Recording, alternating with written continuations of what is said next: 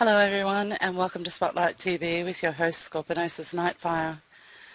Now tonight we shine the spotlight on an esteemed panel at the round table with what may be the future of SL. Kaiser Bogomi, Jessica Lyons, Orange Planer, Aonix Aeon and Dirk Talamasca will be letting us know if Slim Prim is the way to go. Followed by the musical talents of Cindy Burstein, I am your announcer, Demonica Daly, and here is your host, Scorpinosis Nightfire. Whew, what a fantastic announcer. That was great, Dana. Thank you so much. Guys, I have to tell you, part of the reason that I show up at this job is to hear that lady announce. Welcome, everybody, to Spotlight TV. And you know something I've always wanted to say? I've always wanted to say we have a really big shoe for you tonight. Now that may not seem like a big deal, but I've always wanted to say it.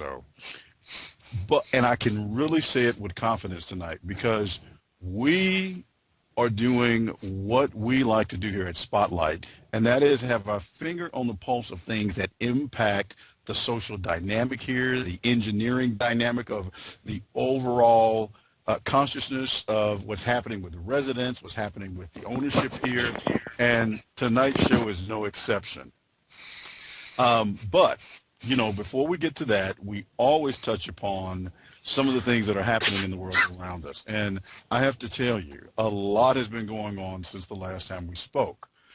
Most of you know about the congresswoman that was shot in Arizona recently, and all of the controversy swirling over whether or not our very heated sort of political discourse, the language we use, the way we communicate, you know, just very aggressively, whether that was at fault or not. And, you know, I do have to say, whether anybody's a fan of President Obama or not, I thought that instead of taking the easy road of blaming a political adversary when it was kind of set up where that was possible, I thought it was a higher road to almost in a sense extend an olive branch and say it really isn't that simple, and really draw attention to the fact that somebody once said that unless you become like a small child, the kingdom of heaven cannot be received by us. Now let's pull that out of sort of the antiquated context, and I'm sorry, I don't mean antiquated, but out of the context that it came from originally, and really get down to what that means today. You know, the young lady, the 9-year-old young lady who lost her life at that event, I thought it was brought out eloquently how she just had a purity and a sensibility about the political process that really hadn't been jaded by a lot of the things that probably caused that in the first place. And that sort of call to return to a standard where the expectation of children becomes the measure that we as adults, those in charge of all this, run ourselves by, is a beautiful concept, but it seems almost insane that we would, you know, aspire to be what it is children expect us to be, because we think, who are kids? What do they know? They can't balance a checkbook. They, you know, don't pay any bills. They don't work. But even without making those real adult contributions, the contribution that they do make of actually seeing things really the way they are, minus all the junk that gets dumped on us that makes us see things kind of askew, is incredibly invaluable. So I want to challenge our Spotlight audience, our guests, myself especially, that one of the things about 2011 is that we've declared at Avatar PR and here at Spotlight and PulseTV that this is the year of we, not just the year of me. And in that, everything we do, we're trying to do it where the dynamic is the needs of the many without forsaking the needs of the few. So we want to encourage you tonight along those lines, and we are very excited. We've got some special announcements about the Scorp Res Day Roast and the people lining up around the building to take free shots at yours truly. You know, I was really surprised that there were that many people that really wanted to get on this roast and roast me. I'm a pretty nice guy, I thought, but we'll see what happens with that. And we have a fantastic show for you tonight. As Demi said, we have the musical sounds of Cindy's going to come and do some music for us, and I'm very excited to talk to her and hear what she's doing.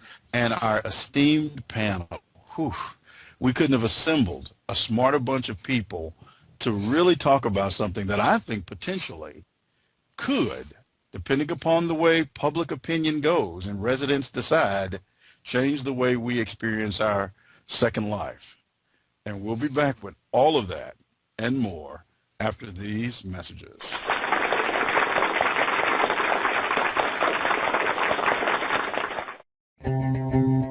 Expect the exceptional.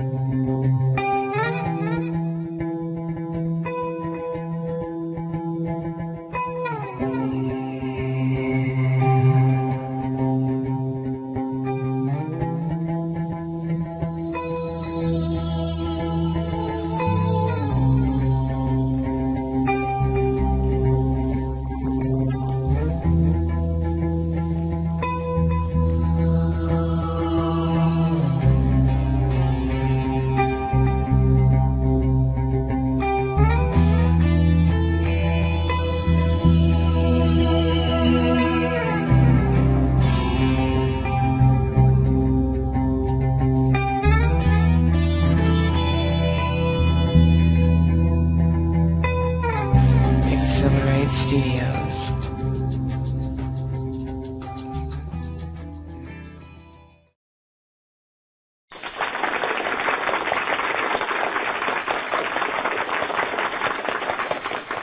All right, welcome back, everyone.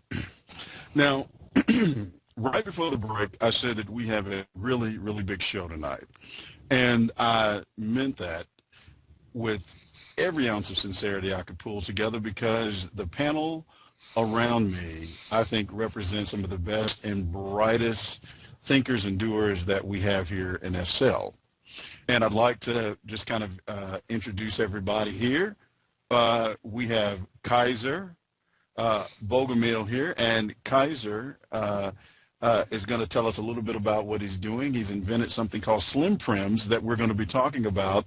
And I think when you hear what he's doing and how we kind of saw it, you'll be very fascinated.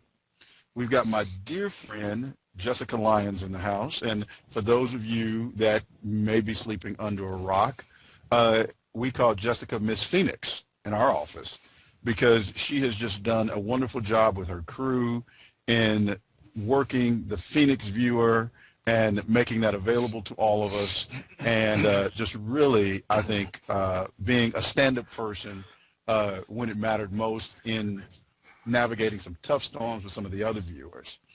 And then we've got Aonix Aon, who, you know, I never realized what a smart chap he was, because we really didn't have a chance to hang out. But when he was on the show last time, just the sensibility and his understanding of what I think really needs to happen here in SL to make it just even more productive and immersive, I thought was just invaluable.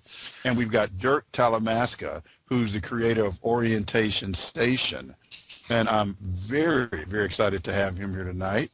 And we're going to be joined by our guest, probably Orange Planner, in the next break. Great, great guy. Again, another thinker and doer here in SL. So everybody on the panel, welcome to Spotlight TV. The reason we're having this show is that it was brought to my attention that there was a guy, Kaiser, who had created something called the Slim Prim, and that a growing number of people were actually getting very excited about this, and that growing excitement potentially had some impact to the sort of interactiveness here in SL as we know it right now. So why don't we, Kaiser, have you explain to our audience exactly what the Slim Prim is, and we'll get into how that affects them, and then our panel can start to kind of weigh in on some of the social dynamics of that here and some of the things that are relevant as you tell us about it. Okay. Well, the Slim Prim has two components. One is the setting, and the other one is the graphical component itself. The setting is basically what I call a micro sim. It's an area in the sky that's 256,000 square meters, and it has waterfront everywhere. And to fill that out, we have the Slim Prim. And the Slim Prim is just a stripped down Linden Prim, just graphics only. You can't put content in it or interact with it in any way. And you can put up to 10,000 of these onto one of the Moreland Grove platforms. And every one of the tenants there can have up to 10 of these scenes. And you can have, right now I have 3 parcels. Each parcel is 64 meters on a side, a 1/16 of a sim for each one of the parcels, and each parcel has 35 platforms, and each are capable of resing 10,000 Slim Prims simultaneously. Now, here's probably the first thing I want to throw out. Now, with that being definitely just exciting that you can res these huge scenes and really get way more Prim usage out of these Slim Prims than you would, let's say, traditional Prims, please kind of explain the dynamic of how this isn't something that everybody can just participate in by popping over and, you know, standing on the sim and experiencing that. There's some definite things you have to do in order to participate in this, right? That's right. Yeah, I had to customize the Imprudence viewer to be able to res these Slim Prims. There's quite a bit of work to do to go around the Linden Prims to make the Slim Prims work basically like anybody's used to. So yeah, you do have to download a specific viewer. It has the capabilities of the Imprudence viewer plus the Slim Prims. Alrighty, so if I'm understanding you correctly, unless someone has your specific viewer, then they're not able to actually experience this Slim Prim sort of visual extravaganza. That's right. Now, guys, before you jump in, what we found very fascinating about this is that a growing number of people seem to be okay with the fact that their experience with the Slim Prim separating them from the general population is okay because of what they're getting in exchange. But the question we really have is that SL is an immersive experience where you're interacting with one another, and you begin to wonder what would happen in this dynamic if, through just saying, you know, with all I'm getting with this scenic view, with this enhancement to my personal SL experience, I'm okay with switching to this viewer and socializing with other people that have this viewer. And the thing I think we have to ask ourselves, if what Kaiser's doing sort of becomes business as usual to enough people, how does that impact SL as we know it, and what does that mean for other viewers? What does that mean for the social dynamic? And Kaiser, before everybody jumps in, my question to you is, what is the feedback that you've gotten from the Lindens so far in terms of how they see what this could mean? Yeah, they haven't been very talkative to me. I've applied for the third-party viewer list, and I've only received one comment. The comment was that my viewer breaks the shared experience that is at the core of Second Life, and that was it. All right. Now, guests, I think at this point, anybody want to kind of weigh in and share what your thoughts are after? I'm assuming everybody's kind of familiar with Kaiser's viewer to some extent and may have some questions and things like that, because you guys are pretty sharp, and I think you have a good sensing of what's happening here in SL. Well, I'll just jump in quick. Is one of the things that Linden Lab has spoken to us about is immersion. It's very important to the lab, and I think it's very important in Second Life overall to have immersion. Everybody gets the same experience, or at least is able to see the same items in Second Life. And this sort of falls into the category, this is very promising, but it falls into the category of mesh, for example. in that if all the viewers in Second Life don't move over to this code, they're not going to be able to see mesh objects. And that kind of breaks immersion for everybody. And I can understand Linden Lab's reluctance to approve it. The other thing you have to consider is that Linden Lab makes a lot of money off of land sales, and land sales go up as according to Prim counts. And as you fill up your sim, you need to buy more land to have more Prim counts. And so this would, in a way, I can see Linden Lab looking this as a loss of revenue, perhaps. Shall I comment on that? Yeah. Okay, so I see that too, and I'm not sure how the math works out, but I think of it as like going to a theater where they say you can't bring your own candy. You can buy our candy, but you can't bring your own candy into the theater.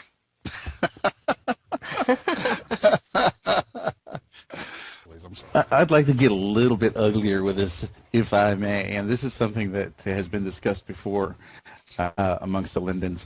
There was talk of creating some private spaces, you know, and this sort of talk came up when they were discussing the Linden homes now, and it was suggested that just a small area that was separate from everyone else could be created in Second Life.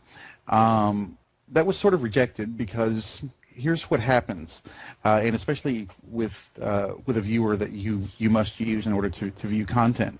Well, you know, we have TOS and we have rules and things that you must follow. Now, unless you're using a viewer to see this content, how do we know what sort of content you're bringing into Second Life? You could be bringing something, you know, particularly nasty or particularly against TOS into Second Life, and nobody would be able to know that. And I think there's been plenty of stories like that in the news. I don't have to bring it up, but you can see where I'm going with it. Mm-hmm, absolutely. So you're sort of addressing the issue that the ability to view the content has some security benefits. Actually, it's kind of a fail-safe to some extent. Well, sure. I mean, who's to say that the people up there in that small space aren't sharing images which which Second Life has determined are not appropriate for Second Life, or maybe the law has determined that you should not be sharing amongst each other on the internet. Well, that gets. Go ahead. I'm sorry. Go ahead, please. I was just going to say, of course, if you had Linden Lab behind you and adding this code and being able to view this content themselves as well, then that'd be something they'd be able to police, and certainly then other third-party viewers would also pick up on that. And I think for it to truly succeed, I think it really will depend on Linden Lab incorporating what you've done into their main viewer. No, I dare not say what the odds of that happening are. I think it's a very interesting concept with a lot of potential, but you've got a few things that you have to work on. And I think business mending with Linden Lab might be your primary goal, or should be your primary goal, and getting them to look into this as something more serious. Yeah, I'd like to jump in there. Please, go ahead, Alex. As I can see right now, what I'm looking at is that it does have a lot of promise and it does have a lot of benefit. However, as it stands right now, it's looking to be marginalized at best because it's creating a scenario whereby we have a lot of massive liability here with what can and cannot be seen. Like I was noting to Kaiser yesterday when I was talking with him, with Phoenix we have the breast physics and everything else, and they go, well, if you don't have that, you just can't see it, and that's why people use it. However, in this kind of case, we're looking at a system whereby if you don't have it, you don't see anything, and that's a fundamentally breaking kind of concept where we're going from like a minor metaphor here where it doesn't really matter, where I can live without the breast physics. If I know some of you in the audience may differ on that one because you can't live without. That's right. Leave the breast physics alone. But when we're talking about something like that versus everything, then we're just not going to really get in there. I mean, it's a great idea, and it has a lot of potential. It's just that there's so many fundamental flaws here with how it's going about that there's going to be a lot of people, the people that he needs to have this thing adopted, are going to be against it until it gets it would worked. need, and especially the Linden Lab viewer, I think, for it to really take off. Oh yes, definitely. Well, I'd be let me throw happy this to out. integrate this. Well, Go hang ahead. on one second, Kaiser, because I want you to come back with that thought. Don't lose it. We're going to take a small pause for the cause for the folks that pay for the show, and we'll be right back after these messages.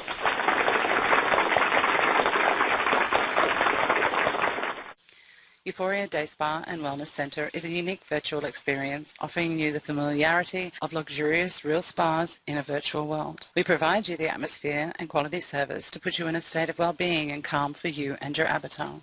Our services have been uniquely designed to provide a spa pampering educational experience you will only get in a virtual world with these specialties we offer you and you can use for your real life.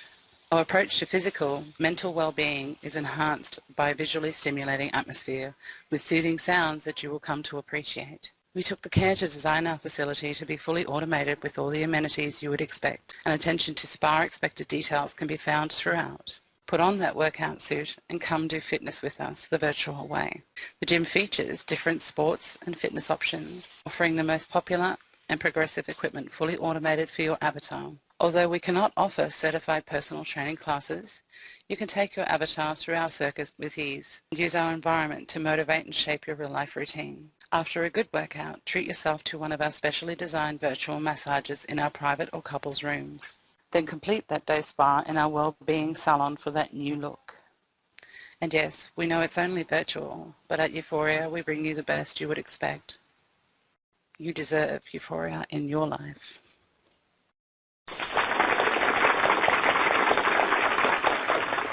All right, everyone, welcome back. Now, we have been joined by our good friend and esteemed guest, Orange Planner. Orange, welcome to Spotlight. Welcome back, I should say.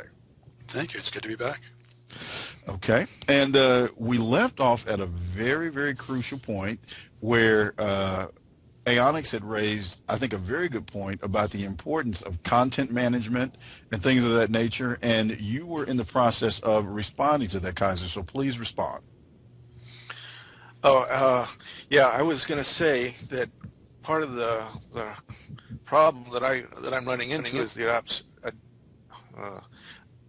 adaptation of my viewer to the other viewers, and I was offer my services to integrate my part into the Phoenix viewer, the Imprudence viewer, and Kokua. Well, it's certainly something that Phoenix could consider, but again, it comes down to it really needs to be, Linden Lab really needs to follow through on that first. In something like this that involves so many people and involves immersion in such a large scale, I think Linden Lab would have to make that first move. And if they did, we would be glad to do that and add it to Phoenix. In a conversation I had with Kaiser last night while I was doing up my homework here and trying to figure out, wrap my head around this, my only thought, around this is, if it's even possible. I don't even know if it is or if it isn't, but generally speaking, if it could be done, a translation on server side, so that existing viewers can still see some functionality of it, or not be able to use it, but at least be able to view it without any loss or degradation of immersion, then you'd have a much higher probability that it gets adopted, natively. Well, let me ask you a question. Because one of the things we're talking about is the immersiveness of the viewer being the central issue, and that because it's not, fully accessible to everybody's experience, that's one of the obviously the potential drawbacks, and that's part of the reason that it's been presented as not being acceptable by the third-party standard. However, it's not always a bad thing commercially to have something that involves an exclusive response. As a matter of fact, commercially speaking, it can be very beneficial. And you kind of have to consider the concept of the commercial benefit, I guess, to the immersive experience, because honestly, we really are talking about a commercial response as part of the reason why this isn't being it. Now, I know that it sounds very communal to say that, hey, everybody can participate in this, so let's not do this. But, you know, it's almost like, why is marijuana legal? Is it not legal because it's bad for us and we don't need to smoke it? Is it not legal because we don't have a way to tax it and make money on it? And if we could actually get revenue generation in a way that could help with the different expenses we have, in that sense, would we then kind of drop some of the issues that we're putting up as a reason not to do it and then start to do it? So I guess what I'm throwing out there, how much of this is really an issue of immersion versus there's just not a way to commercially make money on it by the powers that be, and that it puts Kaiser in the driver's seat exclusively on the money end of this the way it is right now? Oh, I can see something going on there. I brought this up in the green room before. Similar conversation. What I had proposed was that, you know, after speaking with Kaiser, you know, later that night, last night, I was mulling it over and going, okay, well, how would this be useful? I mean, what, you know, let's put everything aside, you know, who's adopting it, let's put all that over here and see right now who would use it, you know, who would most benefit. And in my mind, you know, I can see role-playing communities would have a massive benefit on this, and also the stigma of downloading a different viewer to support it wouldn't be a big issue anymore. They would rightfully do it because it's an involvement, you know, a shared involvement. As much as it may seem crass, you know, the sex industry in here would have, you know, massive benefit as well because they can stack, you know, spaces that are private and whatnot. So that could be another avenue. So we take those, you know, those smaller things and we say, okay, this is how, you know, that could work in these circumstances.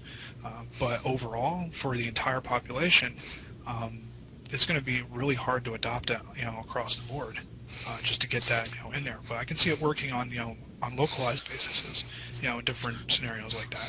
Just not on an overall basis until, you know, you can somehow convince somebody at Linden Lab to put it in there, you know, to give them a reason why to, you know, to essentially decimate their Prim limits, you know, and they're made money revenue maker. So, you know, we're looking at, you know, liability and, you know, money at this point.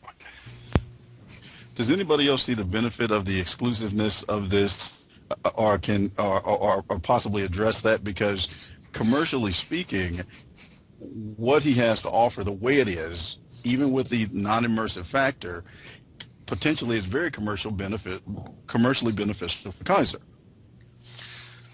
Not only that, but I talked with Kaiser for a while last night, and Kaiser, I believe you mentioned yesterday that you have to limit your region, your parcels, to about 700 prims each, actual, real, you know, normal Second Life prims.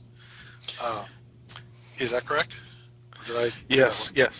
Pretty much. It's limited to the prim limit for the land that the Lindens give me. Okay. So what we have here is a parcel that can handle, you know, not theoretically unlimited, but for all practical purposes, an unlimited number of these slim prims, which allows you to create an amazingly real environment with all these pictures. And then you can have a certain number of normal prims anybody could use to interact with the environment. It'll res pretty fast, but it'll be up against the same issue of prim limitations as any other region, especially if people need scripted prims that do all the normal interactive stuff that we're all used to. We can get into, you know, whether one industry will be good for this or not, or something else, but it's not up to us to decide that. It'll be up to every industry to do it's best for them. But one of the issues that I have is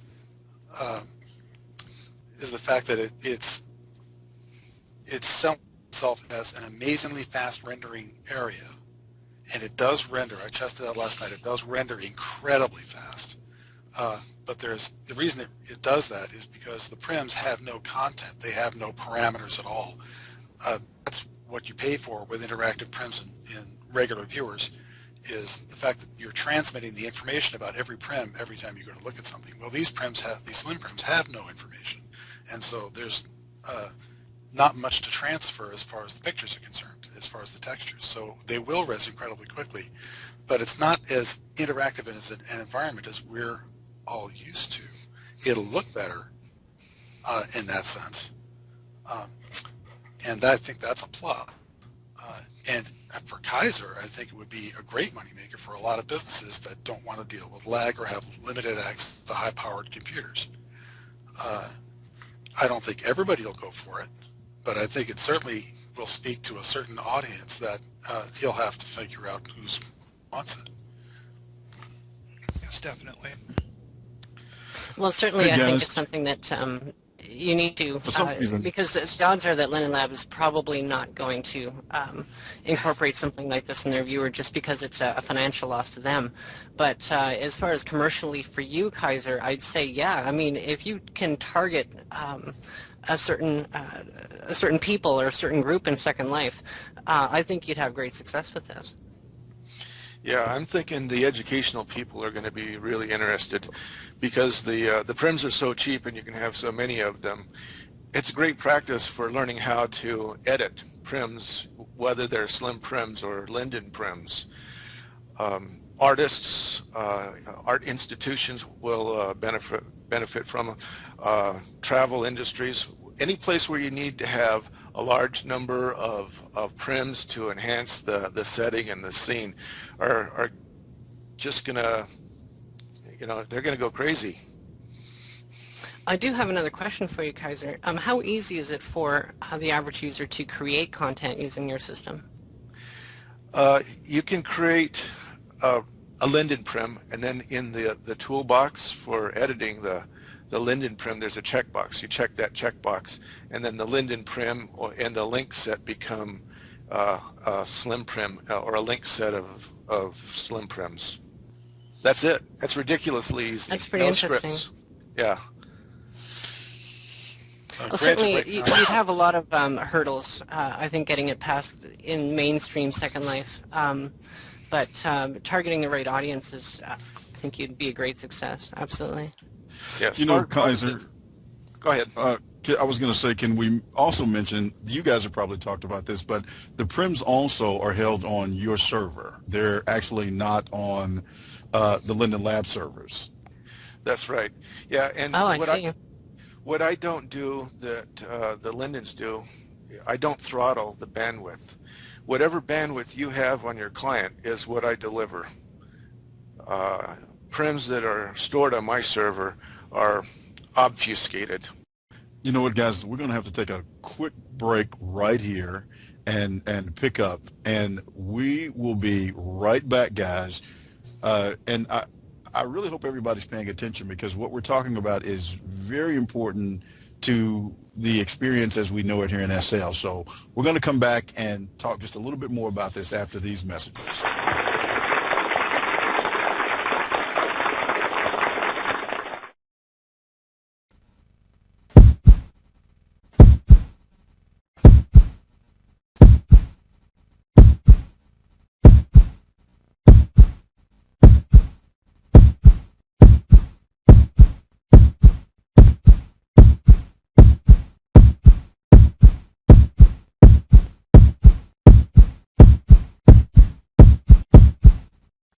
Pulse Television Network. Programming you can feel. All right, welcome back, everybody. And I have to tell you, sometimes what happens in between the commercial breaks is a lot more exciting than some of the commercials that get stuck in here. A very interesting point was sort of raised while we were in break. And Orange, can you kind of share that so that Kaiser can respond? Yeah, the topic was security of the data transmission for Prims, and so my comment is that if you're going to do security, at least make some real effort on it. Use SSL or use MS Chat, or take your pick on security protocol, but use something so that somebody can't just sniff it off the web and grab it. Didn't you say, Kaiser, that your security was the equivalent or better than what we're relying on for security with Linden Labs right now?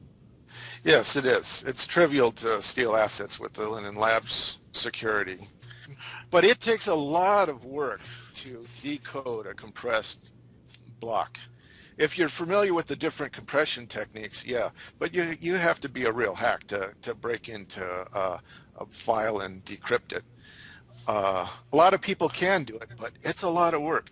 It's not something you do casually. Wait a minute, don't give advice. Yeah, I'm sorry.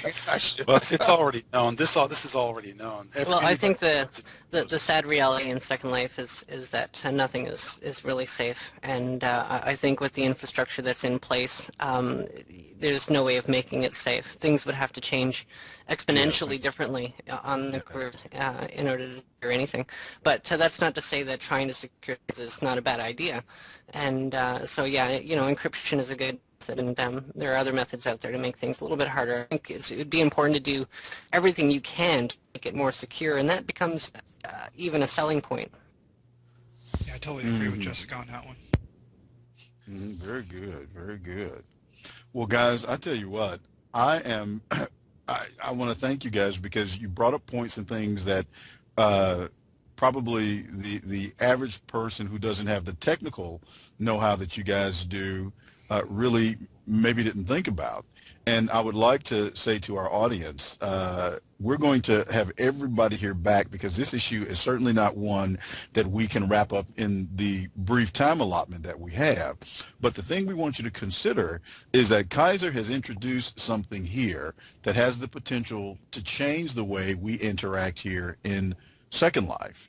And at the moment, it seems to be the only reason, well, it seems to be the two reasons that we're given or for it not being sort of just business as usual is number one, it's not something that everybody can experience unless you come over to, Kaiser's side of the street and you use the viewer he has and you allow, the stuff to be contained on his server. Number one, and number two, the actual reality is that there would be some financial impact possibly to his viewer the way it is right now being adopted. And people can choose right now to say, you know what, those two things are not good enough reasons for us not to adopt this. And by the power of just numeric acceptance, by the cognitive majority saying, we want this, and we're going to push for it, it can happen as is. Now, some may disagree with that, but I think demand creates supply. And I think if enough people demand, I would be very interested to see who will stand up to a cognitive majority that decide they want something, whether it fits within a TOS or not. So I want to thank our guests for being here. And anybody, any closing comments before we go and come back with our guests, our musical guests? I'd just like to say, Kaiser, I wish you the most luck, all the luck in the world at getting this thing off the ground. It sounds like it has a lot of potential, and good luck with it. Thank you. I'd like to say that it's definitely an amazing idea to go forward with.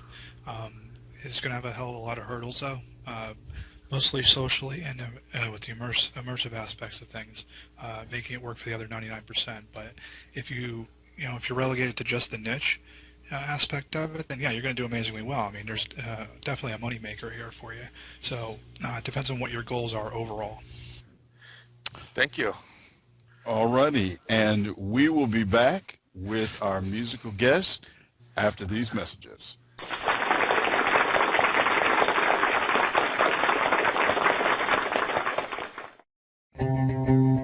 Expect the exceptional.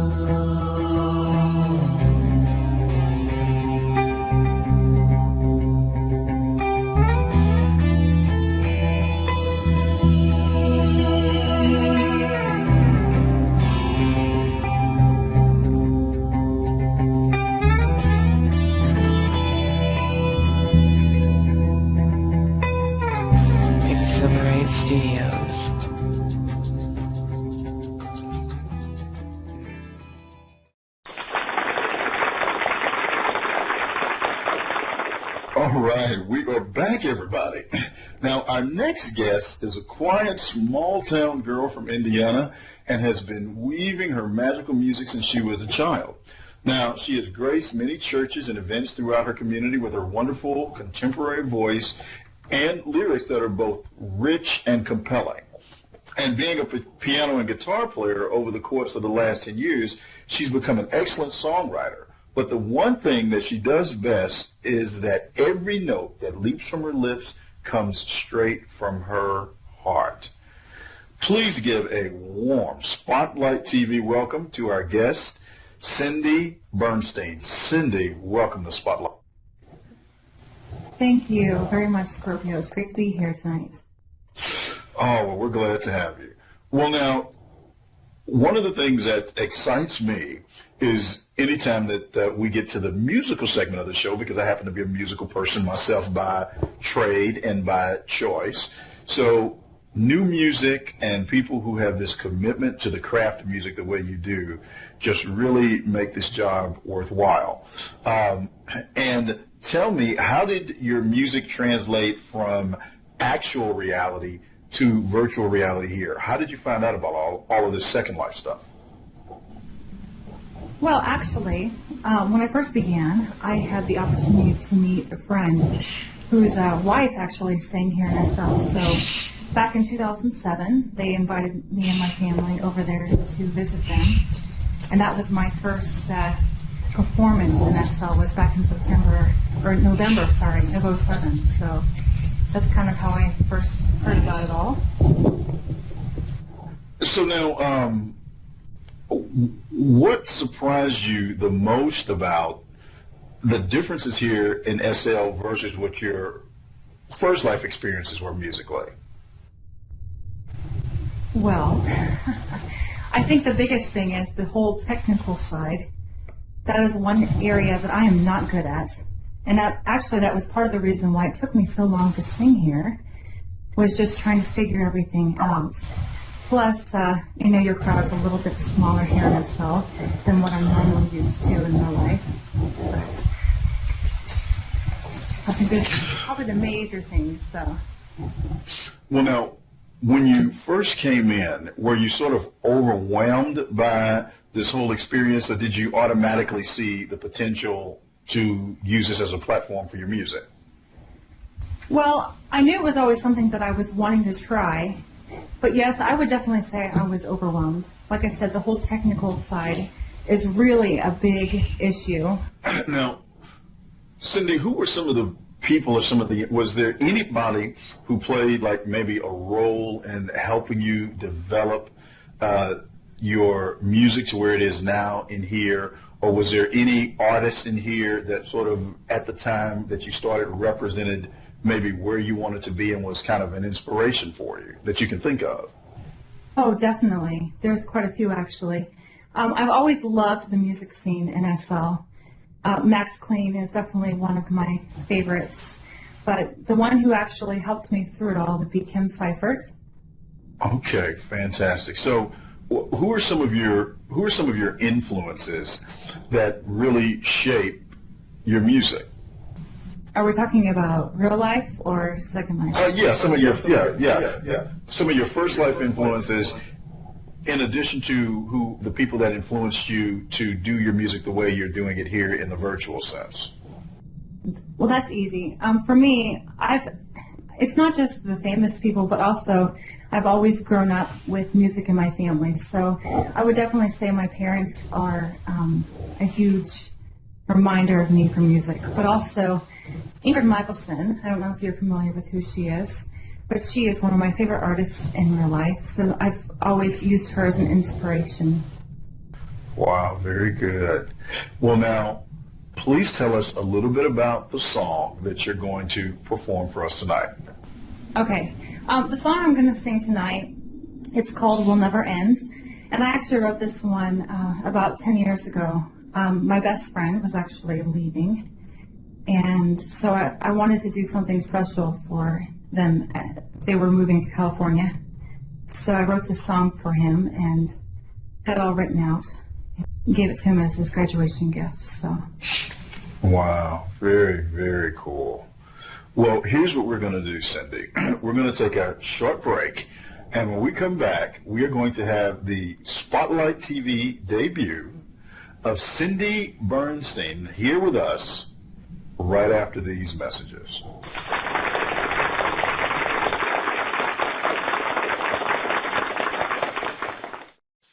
Euphoria Day Spa and Wellness Centre is a unique virtual experience offering you the familiarity of luxurious real spas in a virtual world. We provide you the atmosphere and quality service to put you in a state of well-being and calm for you and your avatar.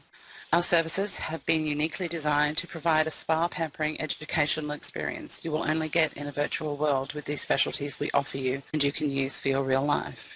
Our approach to physical, mental well-being is enhanced by a visually stimulating atmosphere with soothing sounds that you will come to appreciate. We took the care to design our facility to be fully automated with all the amenities you would expect, and attention to spa-expected details can be found throughout.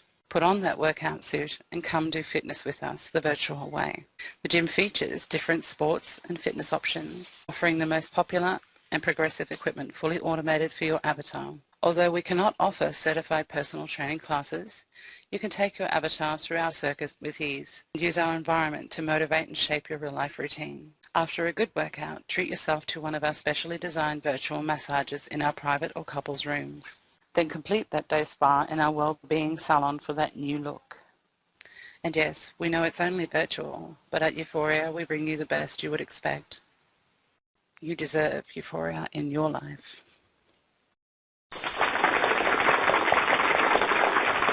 All right, welcome back, everybody. And as we promised, doing the song will never end. The wonderful Cindy Bernstein. Take it away, Cindy.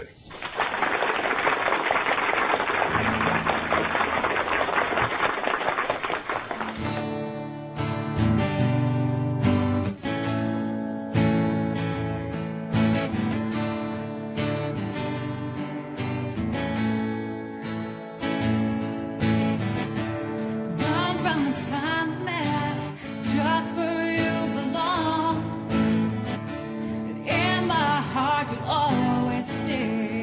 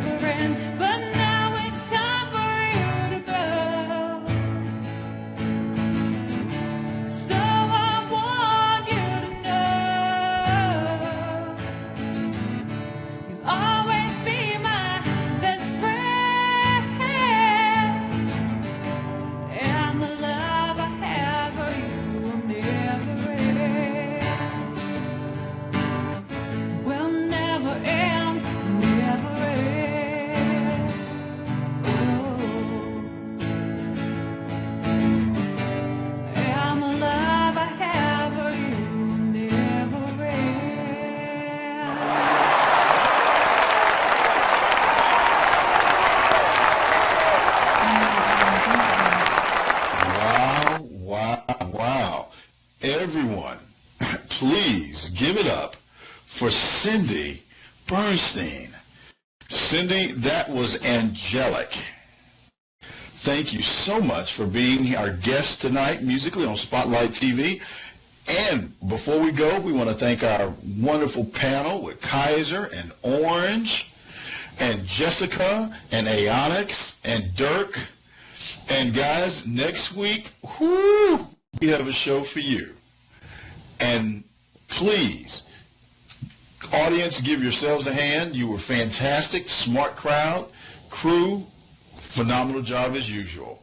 And remember, if it's Spotlight worthy, you're going to see it right here on Spotlight TV. Good night, everybody.